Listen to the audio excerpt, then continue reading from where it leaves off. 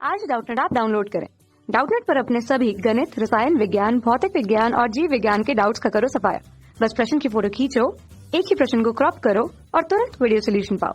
अभी डाउनलोड करें। देखिए, वो जो सवाल में दिया गया कि हाइड्रोजन परमाणु में इलेक्ट्रॉन के मुख्य क्वांटम संख्या n वाले कक्ष में कोणीय संवेग का जो परिमाण है ना, कक्ष की त्रिज्या और आवृत्ति जो है वो L, R और F हो, तो बोहर परिकल्पना के आधार पर निम्न में से सही क्या है, ये हमसे पूछा गया है। विकल्प आपके पास में ये दिए गए हैं बच्चों, अ, ब, स और ये दिया गया है बच्चों द। यानी कि F, R स्क्वायर L सभी कक्ष के लिए क्या स्थिर रहेगा क्या, यानी कि n की घात देखनी है हमें कि ये किसके समानुपाती होगा। अगर n की घात 0 आ जाती है मतलब उसके लिए वो स्थिर है, और अगर n की घात कुछ न कुछ आती है मतलब कि वो क्वांटम संख्या पर निर्भर करता है, वो स्थिर नहीं होगा।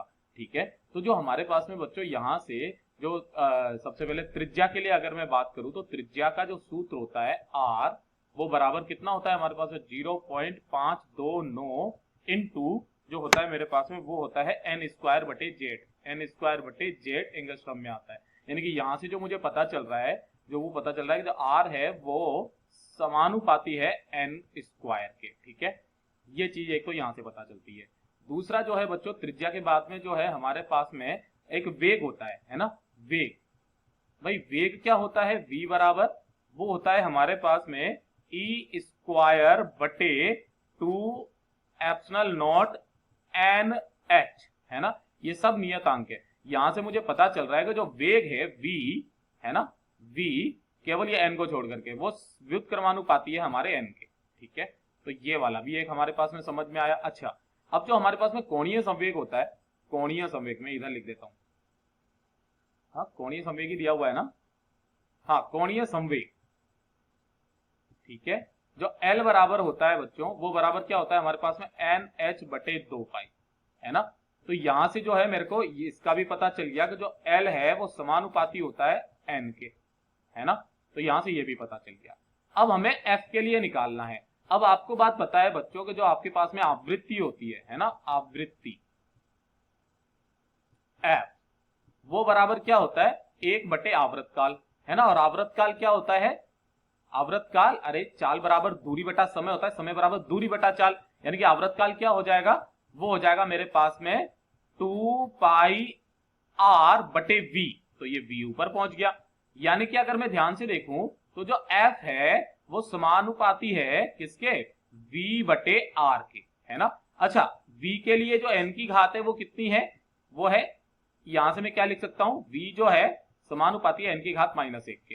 तो ध्यान से देखिए बच्चों, यहां से जो समानुपाती है v की घात कितनी है n-1 बटे, है ना, और r जो है वो n स्क्वायर के है ना। यानी कि मैं इसको समानुपाती किसके कर सकता हूं बच्चों, n क्यूब के कर सकता हूं, क्योंकि ये नीचे चली जाएगी। यानी कि जो f के लिए मेरे पास में मान आ गया, f के लिए वो समानुपाती है 1 बटा n क्यूब के। यहां से पता चल गया हमारे पास में सबके लिए। अब एक एक करके सबके लिए चेक करते चले जाते हैं। देखिए ध्यान से बच्चों, सबसे पहले बात करते हैं f r स्क्वायर l, है ना। तो जो a है हमारे पास में वो है f r स्क्वायर l, है ना। इसके लिए अगर मैं देखूं तो ध्यान से देखिए बच्चों, f के लिए अगर मेरे पास में मान आ जाए तो f कितना है मेरे पास में, वो है 1 बटा n की घात 3 गुणा, है ना। फिर उसके बाद में r स्क्वायर, r के लिए क्या है n स्क्वायर की घात 2, यानी कि n की घात 4 इंटू जो है बच्चों मेरे पास में l के लिए कितना है, वो है हमारे पास में n।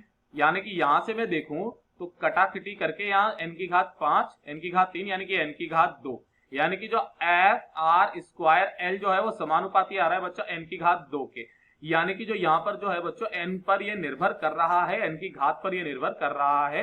यानी कि ये वाला तो हमारा जवाब, इसमें ये स्थिर नहीं हो सकता, तो ये वाला तो गलत हो गया।